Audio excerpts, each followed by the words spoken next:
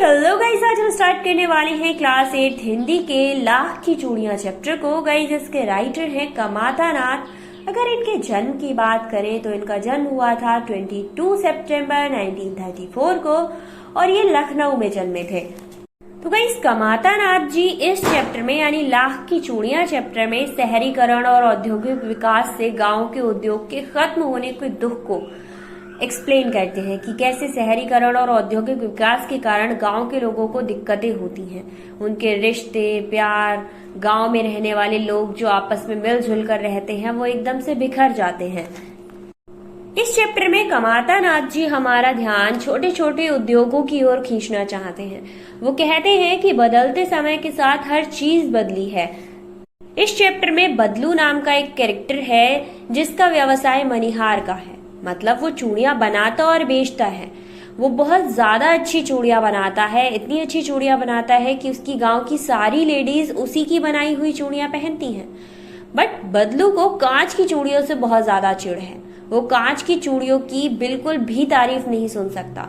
अगर कोई लेडीज कांच की चूड़ियों की तारीफ कर रही होती है ना, तो वो उसे दो बातें सुनाकर चला आता है। बदलू शहर और गांव की औरतों का कंपैरिजन करते हुए कहता है कि शहर की जो औरतें होती हैं उनकी कलाइयां काफी नाजुक होती हैं, इसीलिए वो लाख की चूड़ियां नहीं पहन पाती। जो हमारे राइटर हैं कमाता नाथ जी, वो अक्सर गांव जाया करते थे और बदलू काका से जरूर मिला करते थे। वो मिलने इसलिए जाते थे क्योंकि बदलू काका उन्हें लाख की छोटी छोटी गोलियां बना कर देते थे। बट अब राइटर के फादर का ट्रांसफर हो चुका था, इसीलिए वो काफी दिनों से गांव नहीं जा पाए थे और ना ही बदलू काका से मिल पाए थे। राइटर काफी दिन बीत जाने के बाद गांव जाते हैं और जैसे ही वो गांव जाते हैं औरतों के हाथों में कांच की चूड़ियां देखते हैं तो उन्हें लाख की चूड़ियों की याद आ जाती है। वो फिर से बदलू काका से मिलने निकल जाते हैं उनके घर की तरफ।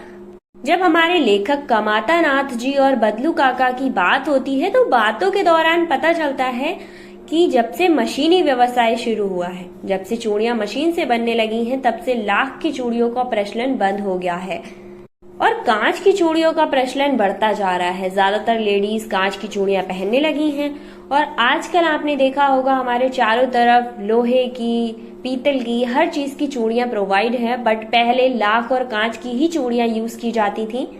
तो गाइस, इस चैप्टर में हमारे कमाता नाथ जी लेखक जो हैं वो बदलू के स्वभाव के बारे में बताते हैं कि वो कितने सीधे हैं, विनम्र हैं। साथ ही साथ वो बताते हैं कि मशीन आ जाने से जो छोटे छोटे गांव में होने वाले उद्योग थे उन पर कितना ज्यादा असर पड़ा है, उन्हें कितना ज्यादा नुकसान हुआ है।